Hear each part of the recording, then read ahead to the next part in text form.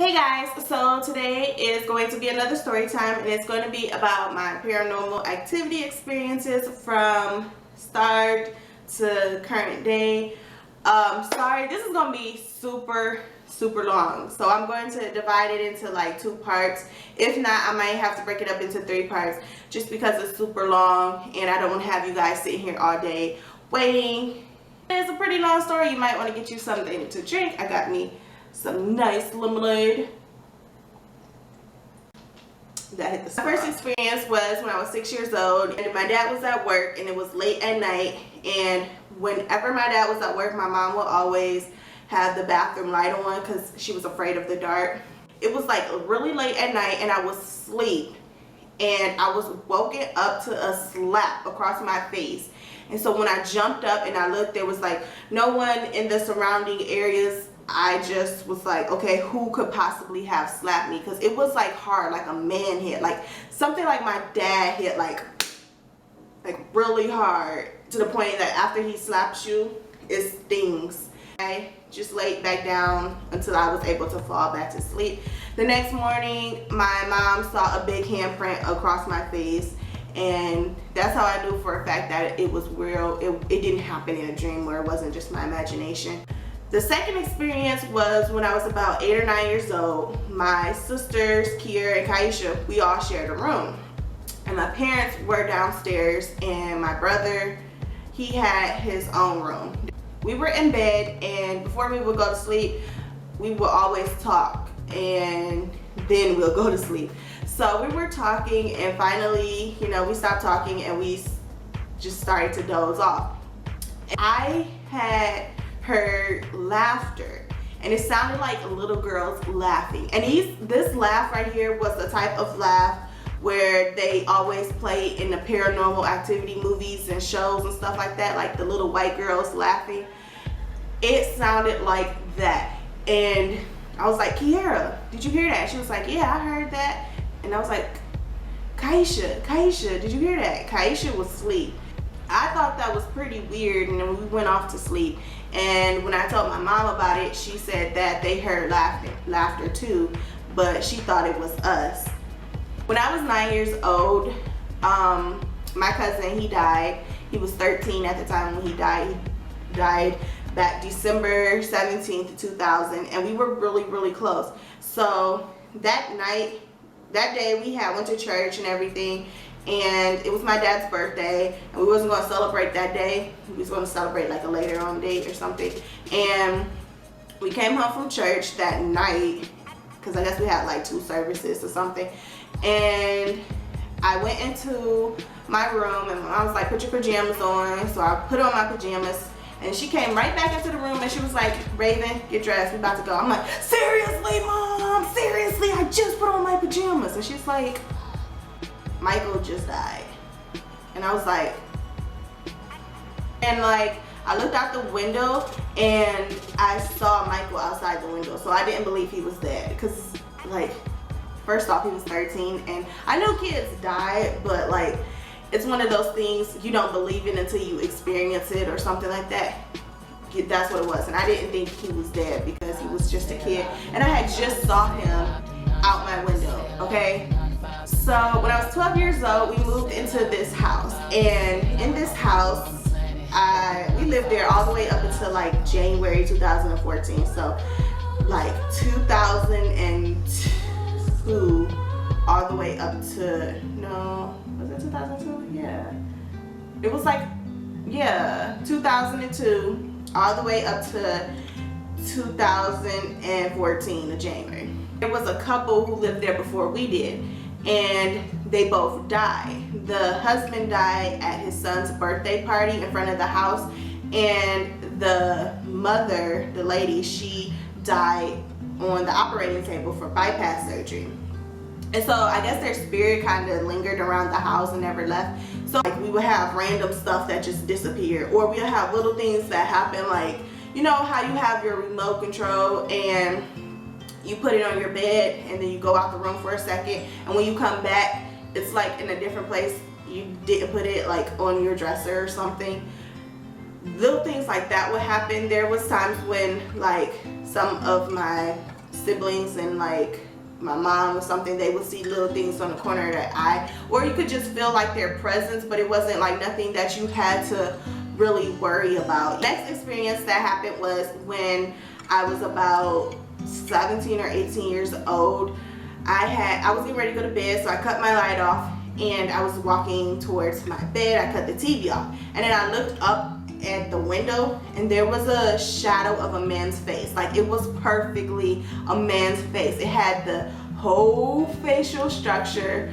It had the eyebrows, the nose, the mouth, the ears, the eyes, like everything. It was like literally like a man's face. I'm looking like, trying to see if I'm crazy. So I had walked over to the window to look, and it was like there. It was like a man's face on the window. Well, it was like on the blinds, okay? So I'm looking at it like, this can't be real. I'm seeing stuff. So I went over to my bed and I grabbed my glasses and put it on, and I saw it, and I was like, Mama, there's a man's face on my window. And she didn't, I don't know if she believed me or not, but she told me to sleep with the TV on. And here and Kaisha and Kyle, they came in looking and they saw it too. So I wasn't crazy. I wasn't just seeing anything. When I moved out of that house in January of 2014, I had moved into this apartment with my mom. My parents were separated. It was like the start of what was about to be a messy divorce. I ended up living with my mom. My mom was very depressed and, you know, unhappy, and my siblings, they stayed with my dad at his new place. Immediately moving into that apartment with her, like, I felt like something was in that apartment with us. And I mostly felt it when I was home by myself. So like if I didn't have to go to work or anything like that, I would just feel this strong presence wherever I was, especially in my bedroom. That's where it was the strongest at, and I would be so uncomfortable in my room. And when she was home, I would even feel uncomfortable in my bedroom. And so I would try to avoid my room as much as possible and then go into the living room and watch TV or something. And she was like, Raven, I really don't want nobody in here. This is more so for guests, so go in your room. That's why you have a TV in your room. So things like, I would sit on the edge of my bed playing my video game, and then I was just having to stop and I looked towards my door because I was always feeling something right there in that doorway, and it was a strong presence, and it was just something that I just could not see, and it would make me feel so uncomfortable. And I tried to ignore stuff and just deal with it, but I mean, I would still be uncomfortable. It would be like if I came home from work after a long day, I decide, okay, I want to take a nap. So I get inside the bed and I lay sideways, and my room was set up like, this is not my room, I film this in another place, but it was set up like my room that I have here where I always film my videos and stuff. So like I'm laying in the bed and I'm laying sideways, and right here, this is my closet, and then right here is the window, and like over there is the doorway entrance. So I would lay sideways and I'm facing the window and my back is facing the closet. And I would just feel something standing in the doorway just mugging me. And I would turn around and look, and no one would ever be there. And then I turn back and try to go to sleep. And you know, this happens a couple times where I keep turning around and looking, nobody's there, because it's like a strong negative energy. Like, it was negative. I eventually would just be like, you know what, forget it. I'm not even gonna go to sleep, just because it was just so uncomfortable for me to sleep. One night, my mom and I, we were talking, and I was standing in the doorway of my room, and she was standing in the doorway of her room. And out of nowhere, she just stopped talking, and her head went like, and I'm looking at her like she's crazy, like, what is she doing? But not thinking much of it until she was like, Raven, move to your left, hurry up. And so instead of moving to the left, I moved to the right, and I looked inside my room and I looked at her, and she's like, I saw a shadow walk from that side of the room to this side of the room. And I'm like, okay, crazy person. At the same time, I kind of believed her because I had been feeling uncomfortable in my room, and I always felt like something or someone was in there with me. So, I mean, I was open-minded. but at the same time she was on, like, since she was depressed, she was on these medications, and I was like, her drugs is crazy. Like, them drugs got her messed up or something. She talked about she's seeing stuff. Okay. This is when it happened in February. That's when that happened. My mom was pushing for me to be going to California by March 3rd. And I originally, like, since I started college, I had always wanted to be done with college and moving to California by December 2013. But since this stuff was starting to take place with my parents, it was like on hold. So, and it was like a very difficult time for us and my family and everything. So it wasn't like time for me to move yet, and I really wanted to be there for my mother. I started like looking for roommates and finding like apartments that maybe I could possibly afford, and my dad was going to help me. So this girl that I knew, she is an actress as well, and she reached out to me and she asked me if I had a roommate for California yet, and I was like, no, I don't. And she was like, okay, do you want to be roommates? And I was like, sure. So she started telling me that like her lease for her current apartment was going to be up in May, so then after that, that's when she wants to move. So I was like, okay. So then I was like, you know, that gives me a little bit more time to save up a little bit more money, and I could be prepared and not feel like I'm rushed to move to California. I told my mom and she said okay, and I told my dad since he was helping me, and it was like once I told him, the whole atmosphere changed. Like something in the freaking air got pissed off that I was not moving to California. At that point, that's when I started having that dream where I was talking about the devil came to me in a dream. And then that same night that I had that dream, my mom had a dream about the devil as well. And after that, here comes March 3rd. So the night of March 3rd, I decided I was going to bed at 10 o'clock that night, because the next day I was going to have to work from 7:30 to 5:30 in bed, and immediately my stomach started hurting. It was hurting so bad to the point that it felt like I overate. Like I ate a bunch that day, but I didn't. And I got up to go to the bathroom, and I was in that bathroom for an hour and a half, and I was like, seriously, it's gonna be one of those nights. So I said, forget it, I'm going to bed. So it's like 11:30 at this point. I get in bed, and instead of going to sleep, I just started thinking about everything that was going on for the past 4 months. And I'm like, I just can't believe this happening. I can't believe like this particular person is acting this way. They would never act like that. This feels like a dream. This is like a Lifetime movie. Why is this person acting like this? What is wrong with this person? What has gotten into them? As soon as I asked that in my head, because I was just thinking this stuff, it was like a thought that went across my head, and it said, this person is a devil.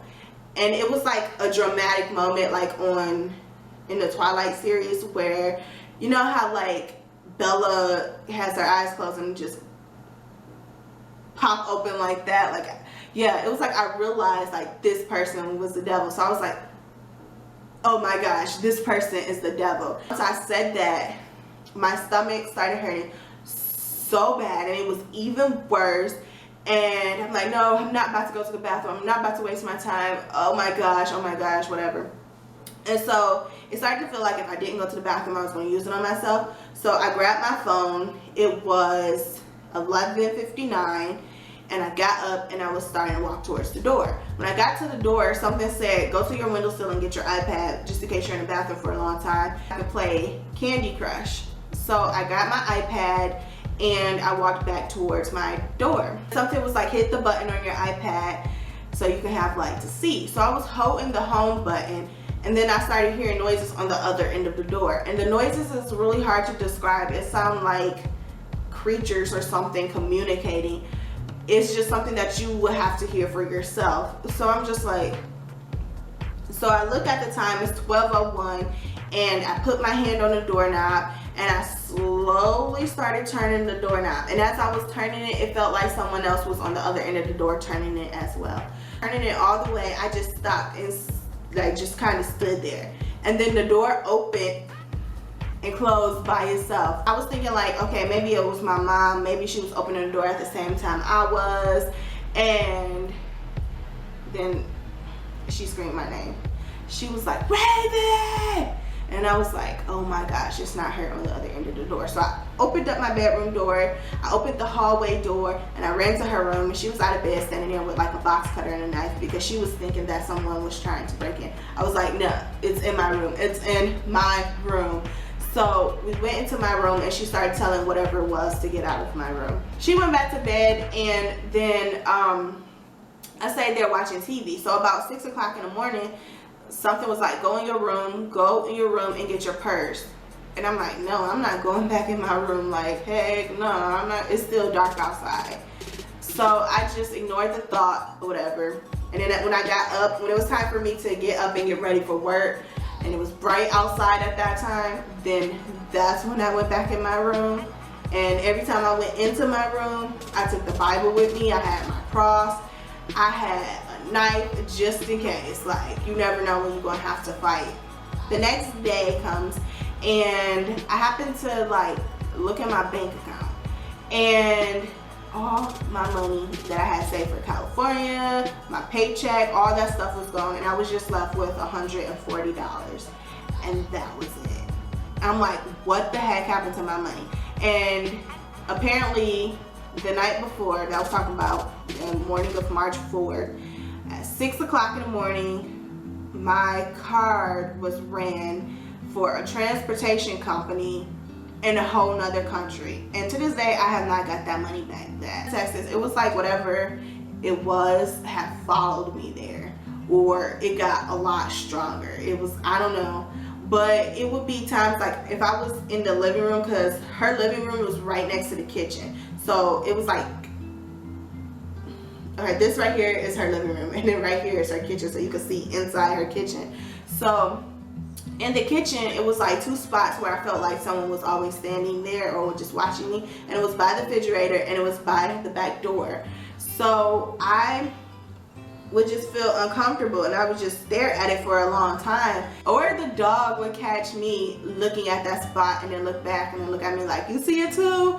And I was just like, and so in the room that I slept in, it was like, it was strong in there as well, and it was like two windows right here on one wall. So it was the window, and then it was a piece of the wall, and then it was the next window, and then over there was a mirror, and in the middle of the room was like a bed, and then the closet was like over there, and the bedroom door was like right there. So and there was like a desk right next to me as well. So right there in the middle on that wall piece between the two windows, I always felt like something was there. And or at night, like if I'm laying sideways and I'm facing the mirror, my eyes was always drawn to that one particular spot. Or if I lay sideways facing the window, my eyes was always drawn to that one particular spot. Like, I just slept the day away, and I didn't have work. My mom was at work, and you know, everybody else, they were up. And so I got up and I went to go eat dinner, and then I got back in bed and I ended up falling asleep again. And when I woke up, it was around 11 o'clock, and by that time everybody in that house was asleep. So, and my mom was home as well too. I got up and I was curious about the end of the world, so I grabbed my Bible and I started reading. And when I was reading, it was like something didn't want me to read. It kept telling me to stop. It was like, stop reading, stop reading, stop reading. And when it realized that I wasn't going to stop reading, I just got really sleepy again. Like, it just hit me out of nowhere. So I was yarning and everything, and I'm just trying to fight it. Like, no, I want to keep reading and keep reading. So I kept reading, and I made it all the way up to Revelations 14, and I stopped reading, and then I was like this. There was a shadow on the wall of a man, like perfectly. It had the whole body, the head, the arms, the legs, the stomach, like all that, the feet. And right next to him was a dog with horns. I jumped up so fast and I ran out that room. And I stayed out that room probably for about 2 minutes. And when I went back in there, it was gone. I'm like, what the freak did I just see? And then just little things happen where, like at nighttime, my phone would randomly fall off the table. There's times I woke up and my phone light is on, and I had an iPhone. So you guys know with the iPhone how you have the passcode, you got to put in the passcode or whatever, where after so long your phone just like locked. I will wake up and my phone is like on Twitter or in my emails or something like that, and I'm looking like my phone locks after like 30 seconds. So how is this on? Like, I didn't leave it open on Twitter or my emails and stuff. So I thought it was weird. Or if I would be all the way on one side of the bed, like I would sleep near the window sometime, and then my phone would be on my bed too, but it would be like laying on the pillow, and it goes like the whole freaking night, whole entire night on that pillow.